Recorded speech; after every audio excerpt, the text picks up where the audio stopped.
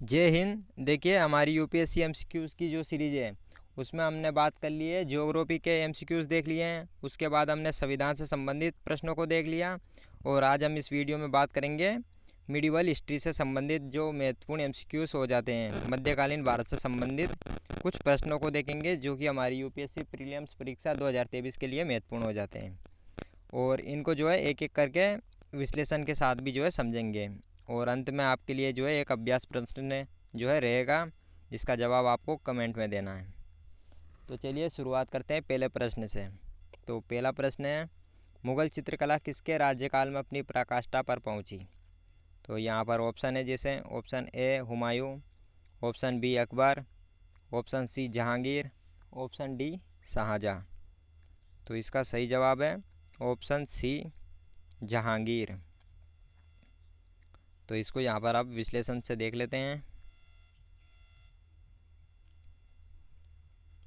मुग़ल चित्रकला जहांगीर के राज्यकाल में अपनी पराकाष्ठा पर पहुंची, मतलब जिस समय जो जहांगीर जिसका शासनकाल था उस समय जो है मुग़ल जो चित्रकला थी वो अपने चरम सीमा पर पहुंची। जहांगीर ने स्वयं चित्रकला में रुचि ली एवं कई चित्रकला को प्रश्रय दिया। अब आ जाते हैं दूसरे प्रश्न पर। तो दूसरा प्रश्न है, मियाँ तानसेन के संदर्भ में निम्नलिखित कथनों में से कौन सा कथन जो है वो सही है? तो इसमें जो है मियाँ तानसेन के बारे में बताना है कि कौन सा कथन जो है वो सही है। तो जैसे यहाँ पर ऑप्शन देख लेते हैं। ऑप्शन ए है, सम्राट अकबर द्वारा इन्हें दी गई उपाधि तानसेन थी। ऑप्शन बी है, तानसेन ने हिंदू देवी देवताओं से संबंधित ध्रुपदों की रचना की। ऑप्शन सी है, तानसेन ने अपने संरक्षकों से संबंधित गानों की रचना की। और डी है, तानसेन ने अनेक रागों की मौलिक रचना की। तो इसका सही जवाब है ऑप्शन ए, सम्राट अकबर द्वारा इन्हें दी गई उपाधि तानसेन थी। अब यहाँ पर इसका विश्लेषण देख लेते हैं। जैसे जादुई संगीतकार तानसेन मुग़ल सम्राट के दरबार में नवरत्नों में से एक थे। जो अकबर थे उनके दरबार में जो है नवरत्न थे, जिसमें कि बीरबल हो गया, ये इस तरह जो है तानसेन, इस तरह 9 रत्न थे। तो उनमें जो है तानसेन भी एक नवरत्नों में से एक था। आगे जैसे तानसेन का जन्म ग्वालियर में मुकुंद मिश्रा के पुत्र के रूप में हुआ था, जो एक कवि थे। तानसेन ने पहले मेवाड़ के राजा रामचंद्र और फिर मुग़ल सम्राट अकबर के यहाँ एक दरबारी संगीतकार के रूप में कार्य किया। तानसेन को सम्राट अकबर द्वारा मियाँ का खिताब जो है दिया गया था और बाद में उन्हें मियाँ तानसेन के रूप में जाना जाने लगा। अब बढ़ते हैं तीसरे प्रश्न पर। तो तीसरा प्रश्न है, कौन से वृहत मंदिर की प्रारंभिक अभिकल्पना तथा निर्माण सूर्यवर्मन के राज्यकाल के दौरान हुए? तो ऑप्शन ए है श्री मरियम्मन मंदिर, ऑप्शन बी है अंगकोरवाट मंदिर, ऑप्शन सी है भाटू केवज मंदिर और ऑप्शन डी है कामाख्या मंदिर। तो इसका सही जवाब है ऑप्शन बी, अंगकोरवाट का मंदिर। इसको जैसे विश्लेषण से देखें, अंगकोरवाट का मंदिर हिंदू देवी देवताओं विष्णु को जो है समर्पित है और इसका निर्माण सूर्यवर्मन द्वितीय के राज्यकाल में प्रारंभ हुआ। ये विश्व की जो है सबसे बड़ी धार्मिक इमारत मानी जाती है। अब बढ़ते हैं चौथे प्रश्न पर। निम्नलिखित मुस्लिम शासकों में से किसी एक को उसकी धर्मनिरपेक्षता में आस्था के कारण उसकी मुस्लिम प्रजा जगत गुरु कहकर पुकारती थी? तो इसमें जैसे हुसैन शाह, ज़ैन उल आबिदीन, इब्राहिम आदिल शाह या फिर महमूद द्वितीय। तो इसका सही जवाब है ऑप्शन सी, इब्राहिम आदिल शाह। इब्राहिम आदिल शाह का शासन जो है वो 1556 से लेकर 1627 तक था। ये बीजापुर सल्तनत का जो है शासक था और इनको प्रजा जगत गुरु कहकर जो है पुकारती थी। अब बढ़ते हैं अगले प्रश्न पर। प्रश्न 5 है, भारत के इतिहास के संदर्भ में जो है अब्दुल हमीद लाहौरी कौन थे? तो जैसे यहाँ पर ऑप्शन दिए गए हैं। ऑप्शन ए है, अकबर के शासन में एक महत्वपूर्ण सैन्य कमांडर। ऑप्शन बी है शाहजहाँ के शासन का एक राजकीय इतिहासकार। ऑप्शन सी है औरंगजेब का एक महत्वपूर्ण सामंत तथा विश्वास पात्र। या फिर डी मोहम्मद शाह के शासन में एक इतिवृत्तकार तथा कवि।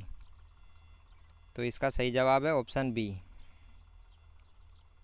शाहजहाँ के शासन का एक राजकीय इतिहासकार। तो इसको यहाँ पर विश्लेषण के साथ देख लेते हैं। जैसे अब्दुल हमीद लाहौरी एक यात्री था जो शाहजहाँ के शासन में भारत आया, जिसे शाहजहाँ ने राजकीय इतिहासकार नियुक्त किया। इसने बादशाह नामा पुस्तक की जो है रचना की, जिसमें शाहजहाँ के काल का विवरण मिलता है। अब बढ़ते हैं अगले प्रश्न पर। तो प्रश्न 6 है, जैसे नीचे दिए गए कोड का प्रयोग करके सही उत्तर चुनिए। सूची 1, सूची 2 यहाँ पर दी गई है। तो इसमें जैसे कि ऑप्शन ए है 1526 हल्दी घाटी का युद्ध, 1600 नादिर शाह का दिल्ली पर कब्जा, 1686 शिवाजी का देहांत, 1739 ईस्ट इंडिया कंपनी को अधिकार पत्र प्रदान किया जाना, और 5 है अकबर का राज्यारोहण। तो यहाँ पर जैसे कोड दिए गए हैं, यहाँ पर कोड दिए गए हैं, तो इसका सही जवाब है ऑप्शन बी। जैसे यहाँ इसका विश्लेषण देख लेते हैं।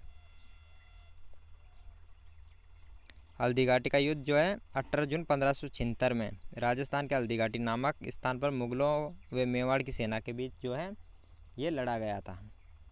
ये अकबर के सेनापति राजा मान सिंह की मेवाड़ के महाराजा प्रताप सिंह के खिलाफ जो है निश्चित जीत थी। अकबर का राज्यारोहण 1556 ईस्वी में 14 वर्ष की आयु में कलानौर नामक स्थान पर जो है हुआ था। तो अगला प्रश्न है, जैसे निम्नलिखित कथनों पर जो है इनको सुमेलित करना है, इन युग्मों को जो है सुमेलित करना है। जैसे यहाँ पर राजा और यहाँ पर राजवंश, जैसे नानुक, चंदेल, जय शक्ति, परमार राजवंश, नागवर द्वितीय गुर्जर प्रतिहार जो वंश है, और भोज राष्ट्रकूट वंश। तो इनमें से जो है बताना है कि कितने युग्म जो है सुमेलित है। केवल एक युग्म, केवल 2 युग्म, केवल 3 युग्म। तो या फिर केवल 4 युग्म। तो इनमें से जैसे सही जवाब इसका केवल 2 युग्म जो है वो सही है। अब इसका विश्लेषण देख लेते हैं। नानुक जो है वो चंदेल संस्थापक राजा थे।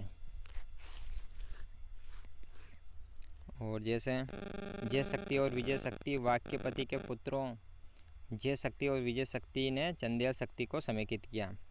महोबा शिलालेख के अनुसार जय शक्ति के नाम पर चंदेल क्षेत्र का नाम जेजाक भुक्ति रखा गया, अतः जय शक्ति भी चंदेल वंश के थे। नागवर द्वितीय को उनके पुत्र रामभद्र ने उत्तराधिकारी बनाया, जिन्होंने कुछ समय तक शासन किया, और उनके पुत्र मिहिर भोज उनका उत्तराधिकारी बना। नागवर द्वितीय प्रतिहार वंश का था। अब बढ़ते हैं अगले प्रश्न पर। इनमें से किस मुगल सम्राट ने सचित्र पांडुलिपियों से ध्यान हटाकर चित्राधार एल्बम और व्यक्तिगत रूप चित्रों पर अधिक जोर दिया? इसमें हुमायूं, अकबर, जहांगीर या फिर शाहजहां। तो इसका सही जवाब है ऑप्शन सी, जहांगीर। इसका विश्लेषण देख लेते हैं। जैसे मुगल चित्रकला जहांगीर के काल में अपनी चरम सीमा पर थी। वे स्वयं भी उत्तम चित्रकला और कला का पारखी था। इस समय के कलाकारों ने चटक रंग जैसे मोर के गले सा नीला और लाल रंग का प्रयोग करना और चित्रों को त्रिआयामी प्रभाव देना प्रारंभ कर दिया। जहांगीर के शासनकाल में मशहूर चित्रकार थे बिशनदास मनोहर। जहांगीर ने अपनी आत्मकथा में लिखा कि कोई भी चित्र, चाहे वह किसी मृतक का हो या जीवित व्यक्ति द्वारा बनाया हो, मैं देखते ही तुरंत बता सकता हूँ कि ये किसकी कृति है। अब जैसे नवा प्रश्न है, निम्नलिखित कथनों पर विचार कीजिए। तो पहला कथन है संत निम्बार्क अकबर के समकालीन थे। दूसरा कथन है संत कबीर शेख अहमद सर हिंदी से अत्यधिक प्रभावित थे। तो इनमें से बताना कि कौन सा सही है। केवल एक, केवल 2, एक और 2 दोनों, यहाँ पे न तो एक और ना ही दो। तो इसका यहाँ पर जैसे आंसर है ऑप्शन डी, न तो एक और न ही दो। इसका विश्लेषण देखें, जैसे निम्बार्काचार्य भारत के प्रसिद्ध दार्शनिक थे जिन्होंने द्वैताद्वैत का दर्शन प्रतिपादित किया। उनका समय 13वीं शताब्दी जो है माना जाता है, किंतु निम्बार्क संप्रदाय का मानना है कि निम्बार्क का प्रादुर्भाव जो है वो 3016 ईसा पूर्व हुआ था। अगला प्रश्न है प्रश्न 10, भक्त तुकाराम कौन से मुगल सम्राट के समकालीन थे? बाबर, अकबर, जहांगीर या फिर औरंगजेब?